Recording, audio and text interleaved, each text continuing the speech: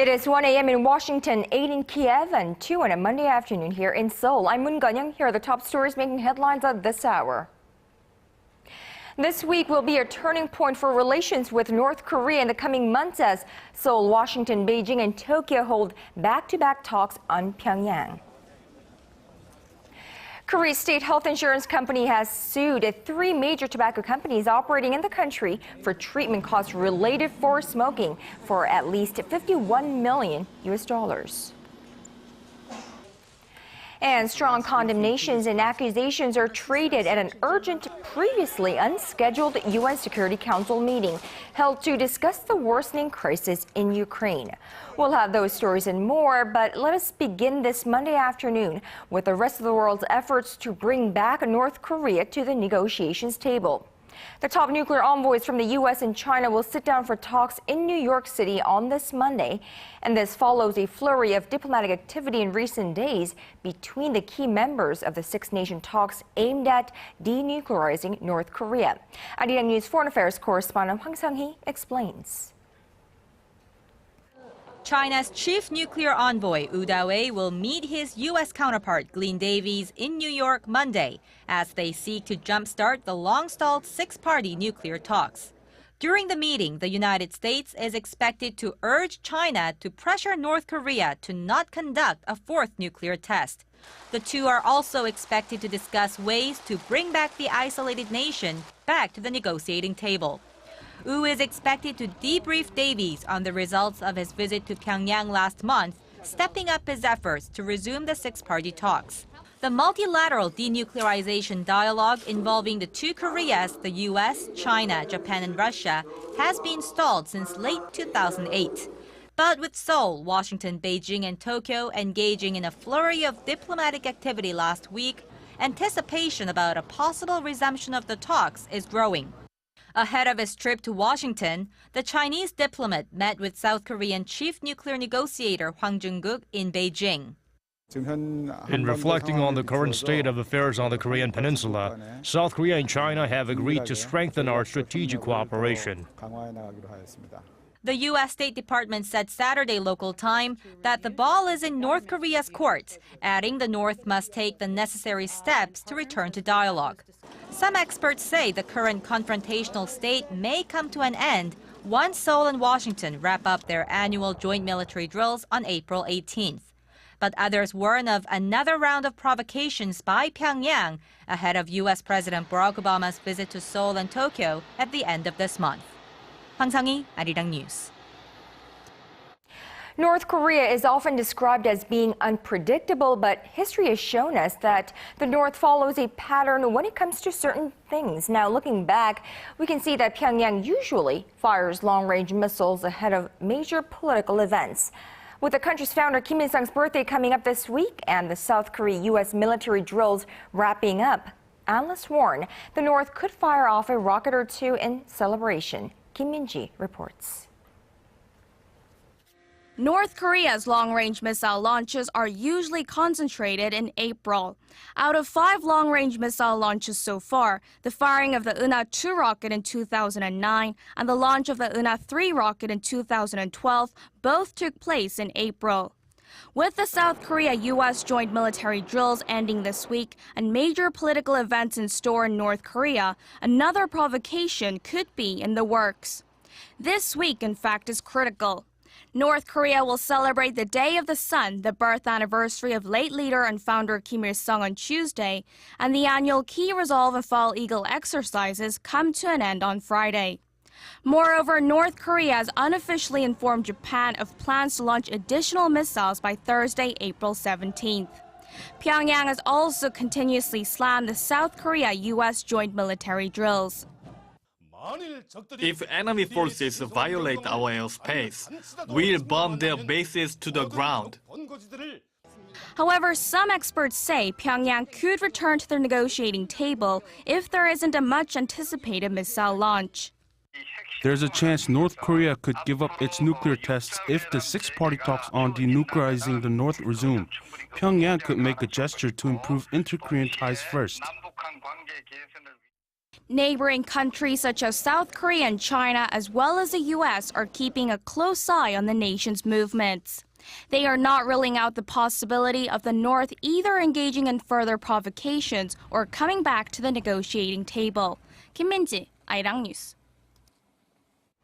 Now, Japanese elementary school textbooks set to go into circulation next year will contain less information on Japan's historical wrongdoings against its neighbors in East Asia.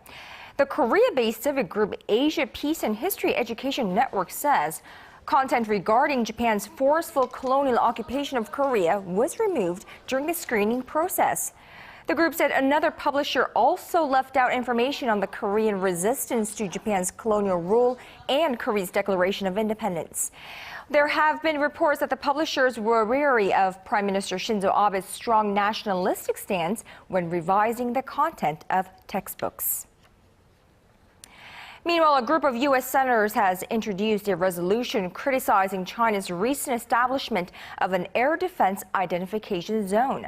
The resolution was submitted by Senator Robert Menendez, chairman of the Foreign Relations Committee, and expresses U.S. support for freedom of navigation in the Asia-Pacific region. It says U.S. allies in the region continue to be threatened by aggressive actions by countries like China, which is trying to resolve disputes through coercion rather than diplomatic negotiations. Tensions spiked late last year when China unanimously declared an air defense zone that extends over disputed islands with Japan.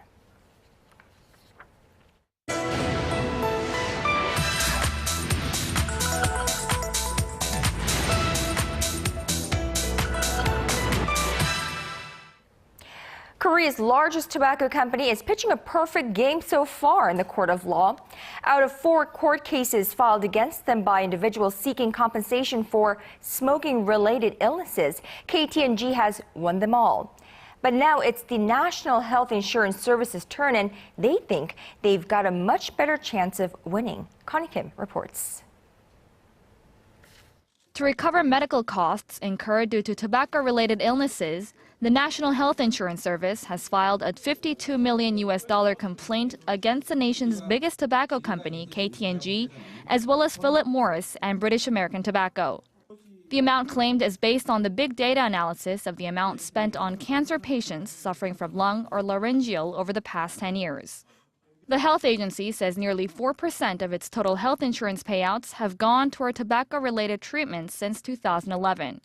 For each pack of cigarettes that is sold in the country, about 34 cents go to the government, or about $1.5 billion annually.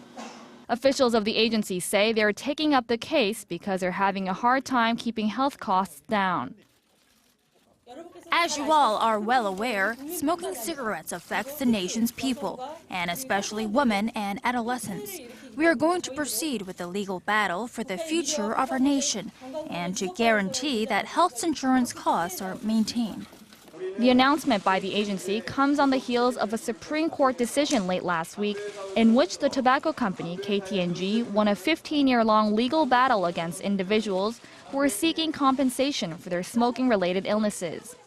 Out of a total of 4 tobacco-related lawsuits in the nation, none of the plaintiffs have won. The Health Insurance Service, however, believes they have a stronger case. Connie Kim, ARIRANG News. Now, local authorities are investigating a case, the Korean branches of City Capital and IBK Capital, over charges that the personal data of tens of thousands of their customers was leaked. Korea State Prosecutor said Monday that the new leaks, just the latest in a series of breaches in Korea, affected 17,000 customers from each of the financial companies. Now, in the City Capital case, it's alleged a company employee was involved in leaking the information, but the employee denies the charges. The nation's financial authorities are planning to punish the companies as soon as they wrap up their investigation, adding the measures will be as severe as the law allows. Meanwhile, the income levels of workers here in Korea are becoming much more polarized. The Financial Supervisory Service and the National Tax Service say the number of office workers earning more than 100 million won, that's roughly $96,000, topped 410,000 as of 2012. Now, that is more than double the total from 2008. But the number of workers making less than $29,000 also edged up by 4% to more than 11 million during the same period. $29,000 is generally considered to be an average starting salary for a college graduate here in Korea. But the report adds that the income gap between regular workers and executive-level officers is also on the rise. At Samsung Electronics, for example, those in the higher position earned 66 times as much. Meanwhile, President Park Geun-hye visited a vocational high school in central Seoul earlier today, where she emphasized that students must prepare to realize their potential after entering the workforce.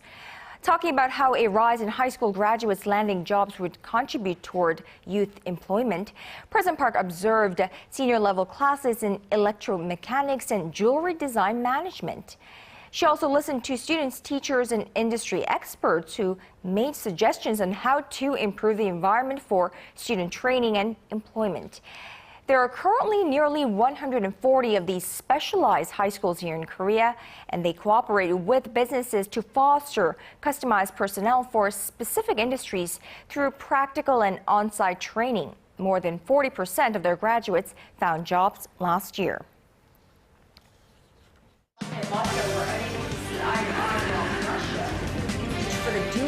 All of the day's important events close to home and around the world.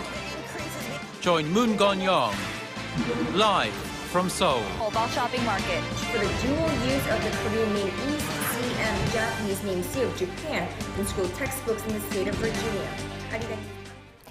Korean beer exports to China have shot up over the past year, with analysts attributing the spike to the popularity of Korean drama series in Asia's largest economy. Korea's Ministry of Agriculture, Food and Rural Affairs says beer exports in March rose by over 200% compared to the same period last year to over $1 million. A ministry official says the growth was driven by the popularity of home-delivered fried chicken and beer sets that were popularized by a recent Korean drama show. Meanwhile, total agricultural exports to China last month jumped nearly 7.5% from the same month last year. And like we just mentioned, Korea is well known around the world for numerous things like its K-pop or its popular drama shows and delicious food. Now, there is another factor to add to the list now: Korean games, which are gaining in popularity on the world stage. Our Shin Se-min has more. More Korean games are being exported than Korean pop music. According to a report released by the Korea Finance Corporation on Monday, the nation's game exports topped $2.6 billion in 2012. That is more than 10 times larger than exports of Korean music in the same year. The gaming figure refers to all online video, mobile, PC, and arcade games being sold outside the country. The report says game-related exports also far outstrip those of knowledge information, movies, publishing, and advertisements. Korea's gaming industry brought in $180 million in revenue in 2012, with over 90% of those coming from online games. While video and arcade game sales have tumbled since 2011, the growing prevalence of smartphones helped mobile games contribute to the overall boost in sales. The local industry has been doing very well in recent years, but Korea is still not a leading country in the global market. The U.S. and Japan top the international market share with over 18% each. China, Britain, and Korea follow with 12%, 8%, and 6% respectively. Experts say fostering the right environment for industries such as games, movies, animation, and design is crucial, as they'll be able to create more added value in the future. Shin Se-min, ARIRANG News. Well, the various ways in which scammers can get a hold of your personal information have grown in tandem with the popularity of smart technology, which is to say very quickly indeed. Mobile developers are doing what they can to stay one step ahead, designing new applications to tackle these so-called smishing scams. Our UDN tells us about some of them. A text message arrived with an invitation to a child's first birthday party. Press the URL and a malignant application is automatically installed on your phone. But before that can happen, a warning screen pops up, asking if you want to block the attempt. This is one smartphone application that helps you avoid getting bilked by a mobile texting scam known as smishing. I've received a lot of smishing text messages, but I've been too scared to click on them. I like that the app blocks it automatically, even if I click on the links.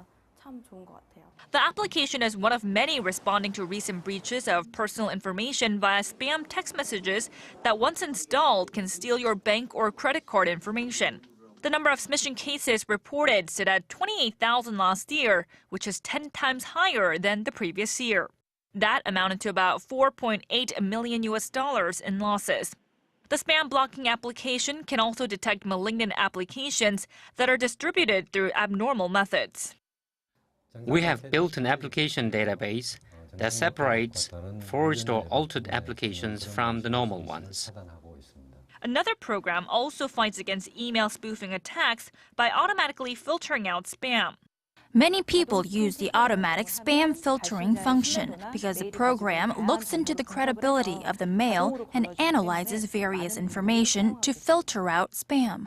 By entering keywords such as insurance or loans, the program can also block spam messages that contain those words.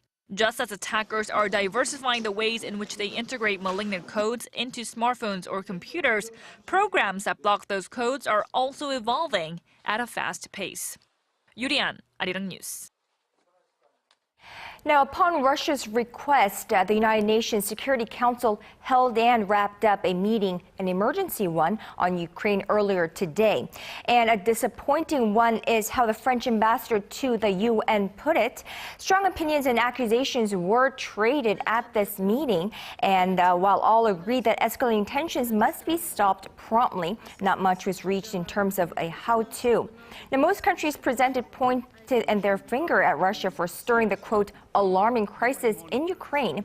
Meanwhile, Moscow's UN representative on several occasions called the potential authorization to use force against pro-Russian separatists in eastern Ukraine a criminal order.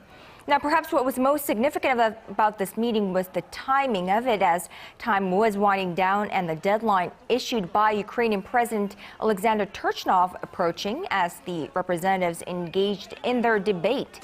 That deadline is set to expire in about half an hour or so at Monday morning Kiev time, and threatens to unleash a, quote, full-scale anti-terrorist operation if separatists, now believed to be occupying government buildings in about half a dozen eastern Ukrainian cities, do not disarm and withdraw. It's a little-known fact, but for every strawberry and chili pepper that is eaten and enjoyed here in Korea, royalties are paid overseas. Well, to keep that money in the country, the local agricultural industry is seeking out ways to strengthen its patent system to protect domestically developed seeds. Our Son Jung-in has more. Many Korean dishes are loaded with chili peppers, also known here as cheongyang peppers, but not many know that every time they buy a pepper, Korean consumers are paying royalties overseas. Its seed was developed by a local company, but it lost its rights when the business crumbled during the Asian financial crisis of the late 1990s. Since then, many local firms have had to give up their seed ownership to multinational companies. Currently, Korea is paying royalties for about 30% of its agricultural products. Over the last 5 years, Korea has shelled out nearly $54 million in royalties, with mushrooms accounting for the most at $19 million, followed by roses at $40 million and kiwi at $8.6 million. About 70% of the global seed market is owned by multinational companies, which puts Korean companies trying to increase their presence in the world market in a tough spot. Many multinational companies are dominating the global seed market using intellectual property rights as a weapon, so it is hard for mid-sized local companies to compete with them. Korea is seeking to develop different kinds of plant breeding while protecting seed rights with a systematic set of patents to prevent them from being sold overseas. We plan to support the seed research by developing patents and protecting the intellectual property that could eventually result in more profits for the country. This system is expected to help keep local seed ownership in the country with classified patents that span from the beginning of seed research all the way to the end. 손정인, 아리랑 뉴스.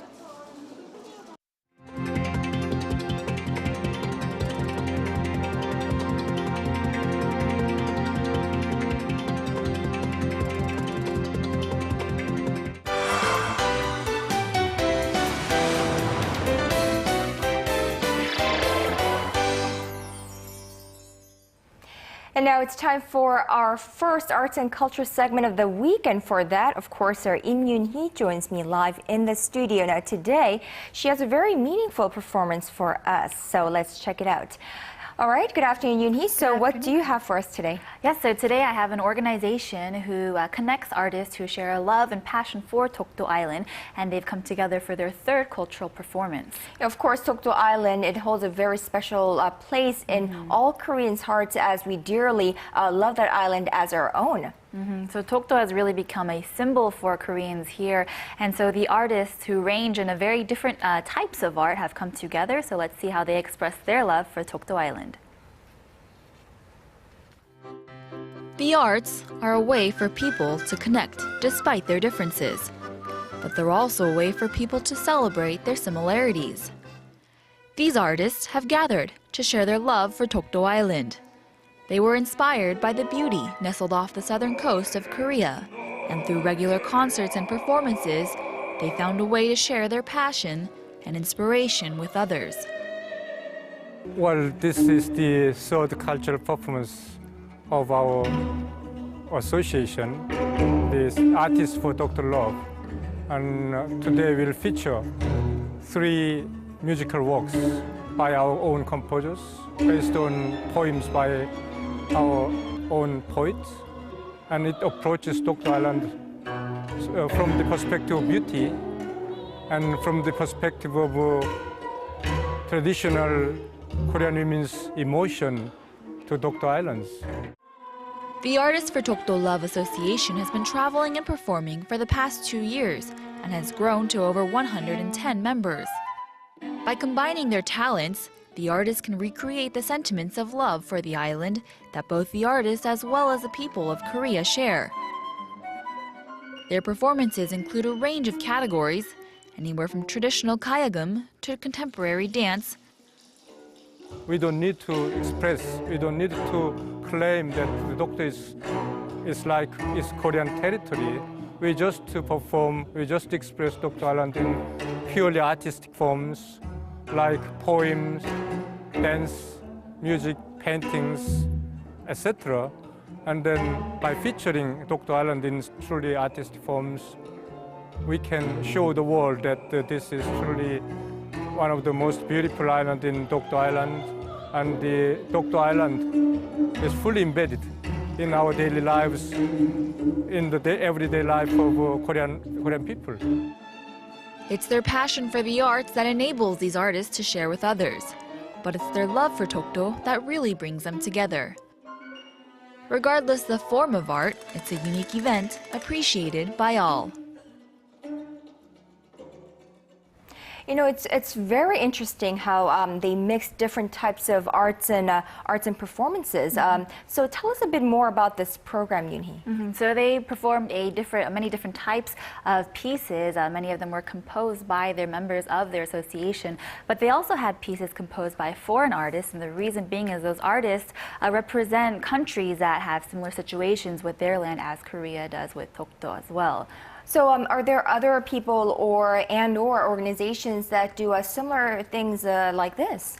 So famous pop singer Kim Chang-hoon, he's known for taking for supporting Dokdo and for taking this art show. Right, he's like a K-pop rock star kind of person. Exactly. So he's taken an art show to Shanghai next month. They plan on showing a real model, a live model of Dokdo that they're gonna put as a permanent piece at the Shanghai Korean Cultural Arts Center. And so he's also been to New York with this art show as well. Right, so they're really going global about this. Is this group, the Artists for Dokdo Love, do they plan on doing the same thing? Right, so they've been to Jeju-do, they've been around Korea, but they also plan on taking this abroad. They especially want to go to Japan and Australia. They have plans for that in the future. And so they really want to show people that historically and culturally, Dokdo is a really big part of Korea's life and us here in Korea. Right, and a very own territory, own land of the Koreans for many, many thousand years. Exactly. All right, Yoon-hee, thank you for the very meaningful report, and we look forward to tomorrow's. I'll see you then. All right.